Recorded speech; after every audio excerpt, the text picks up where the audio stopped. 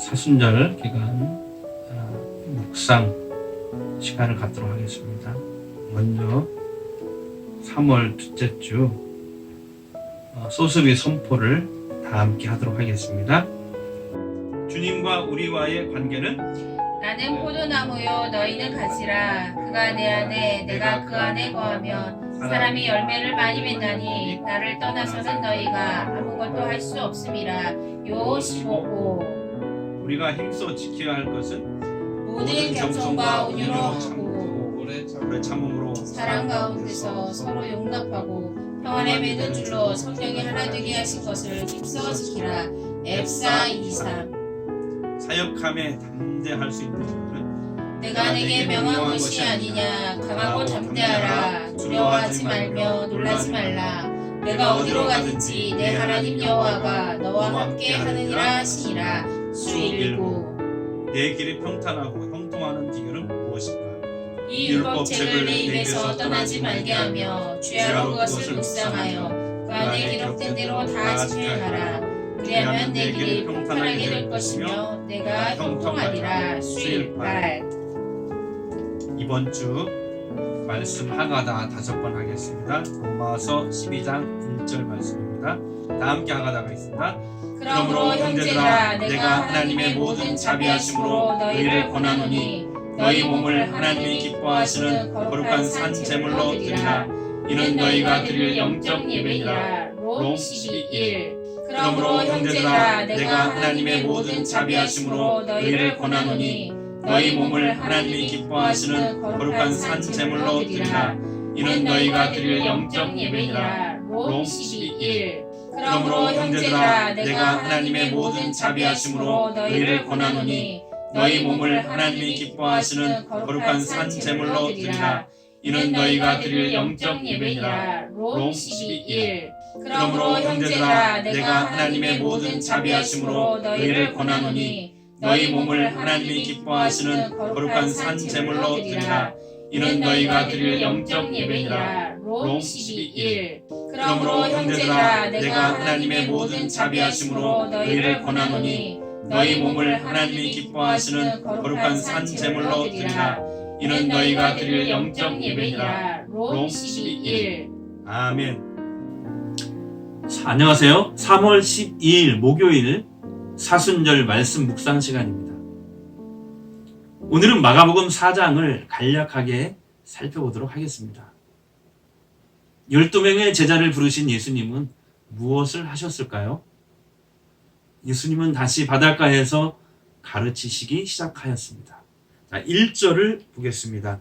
예수께서 다시 바닷가에서 가르치시니 큰 무리가 모여들거늘 예수께서 바다에 떠있는 배에 올라 앉으시고 온 무리는 바다가 육지에 있더라. 예수님은 씨 뿌리는 사람의 비유를 들어 하나님 나라의 비밀을 가르치셨습니다. 씨 뿌리는 사람의 비유의 핵심은 바로 말씀을 받아들이는 그런 사람이 되라는 것입니다. 14절과 20절 말씀을 한번 읽도록 하겠습니다. 뿌리는 자는 말씀을 뿌리는 것이라. 또 20절 말씀입니다. 좋은 땅에 뿌려졌다는 것은 곧 말씀을 듣고 받아 30배나 60배나 100배의 결실을 하는 자니라. 말씀을 잘 받아들여 말씀의 열매가 열릴 수 있도록 내 마음이 옥토가 되어야 한다는 것입니다.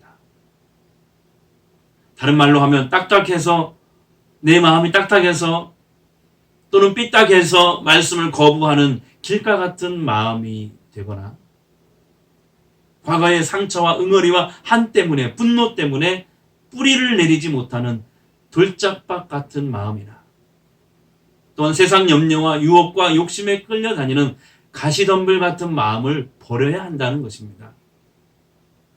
말씀이 제자들의 마음에 제대로 뿌리를 내리면 등경에 있는 등불처럼 드러나게 되어 있다는 것입니다. 22절 말씀을 한번 보도록 하겠습니다.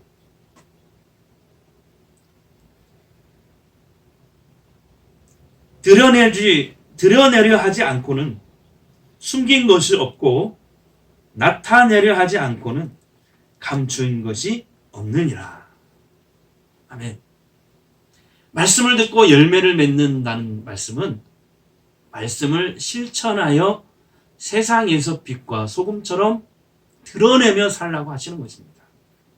신천지처럼 감추고 속이는 그런 일들은 사탄이 하는 짓입니다.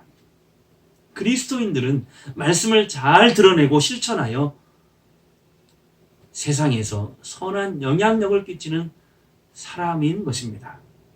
자, 그러려면 25절 하나님으로부터 그렇게 되면 하나님으로부터 더 많이 받게 된다라고 말씀하십니다. 또 공중의 새가 깃들인 만큼 자라게 된대요. 제자들이 겨자씨와 같은 작은 모습일 때는 새들의 먹이밖에는 안 되는 보잘것없는 존재이지만 겨자씨가 자라서 나무가 되는 것처럼 제자들이 말씀을 먹고 성장하고 성숙하면 그 마음밭이 옥토가 되면 겨자씨의 원수인 새들까지도 찾아와서 쉴 수 있는 전혀 새로운 존재로 변화된다는 말씀인 것입니다.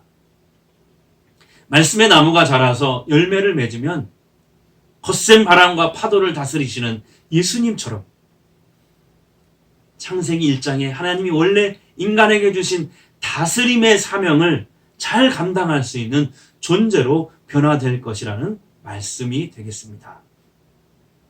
예수님은 저녁에 제자들에게 씨 뿌리는 비유를 더 자세하게 설명해 주셨습니다. 제자 훈련을 하신 것이죠. 왜 그러셨을까요? 예수님은 하나님의 나라를 선포하셨는데 혼자만 선포하고 끝내시려는 것이 아니라 제자들을 불러 그 선포를 이어나가게 하려고 하시는 겁니다. 이것은 무엇을 말하는 걸까요? 12 제자들처럼 우리도 하나님이 원하셔서 부름받는 사람들이라는 것입니다. 세상에서 하나님의 나라를 가르쳐 선포하게 하고 귀신을 쫓아내는 권능을 주시려고 부른 사람들이라는 것입니다. 예수님은 마태복음 28장 교회에 지상명령을 주시면서 너희는 모든 족속을 제자로 삼으라고 하셨지 않았겠습니까? 여기서 제자는 사람의 제자가 아닙니다. 목사의 제자가 아닙니다. 예수님의 제자인 것입니다. 지금 우리는 작고 보잘것없는 겨자씨와 같은 사람들이지만 말씀을 배우고 익히고 말씀으로 사는 사람이 되면 새들이 깃들 만한 그러한 존재로 변화될 것입니다. 세상에 선한 영향력을 끼치는 하나님의 사람들이 될 것입니다. 예수님의 제자들이 될 것입니다. 지금 우리는 거센 바람이 불고 큰 파도가 밀려오면 죽음의 위협을 느끼는 나약한 존재일 수도 있습니다. 하지만 말씀과 기도를 통해 하나님과 교제하며 동행하는 삶을 살게 되면 성령 충만하면 예수님처럼 바다와 파도를 향하여 잠잠하라고 명령하고 다스릴 수 있는 새 사람이 될 수 있다는 것입니다. 신앙생활은 주의를 지키고 선하게 사는 것으로 만족할 수 있는 것이 아닙니다. 이 땅에 하나님의 뜻을 이루어내는 사람으로 복음 선포자로 살아야 되는 것입니다. 우리는 변화를 위해 회복을 위해 부름받은 사람들입니다. 우리는 예수님의 제자인 그리스도인들이 되어야 되는 것입니다. 내가 먼저 거룩한 모습으로 구별된 하나님의 자녀로서 살아야 합니다. 그러기 위해서 말씀을 배우고 말씀의 능력으로 먼저 변화를 받으십시오.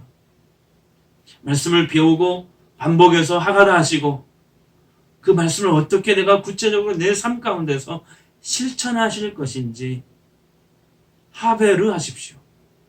자녀들과 하베르 하시고 또 교회에 와서 구역 예배 시간에 하베르 하시기를 바랍니다.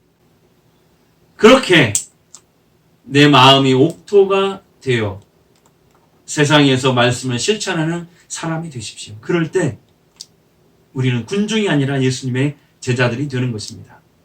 세상을 변화시키고 선한 영향력을 끼치고 회복시키는 주님의 제자가 되시기를 바랍니다. 오늘 하루도 하나님의 은혜가 함께 하시기를 간절히 소망합니다. 기도하겠습니다. 하나님 감사합니다. 우리는 군중이 아니라 예수님의 제자가 되기를 원합니다.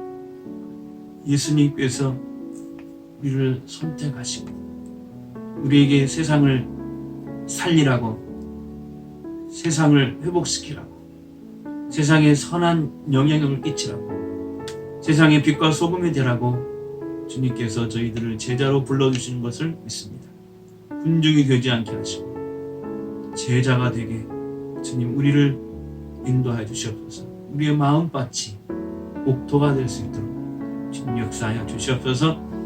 오늘 하루도 하나님의 은혜가 우리 성도들의 가정과 직장과 일터와 자녀들 위해 부어지기를 원합니다. 하나님 지켜주시고 보호해 주시고 인도하여 주시옵소서. 예수님의 이름으로 축복하며 기도합니다. 아멘.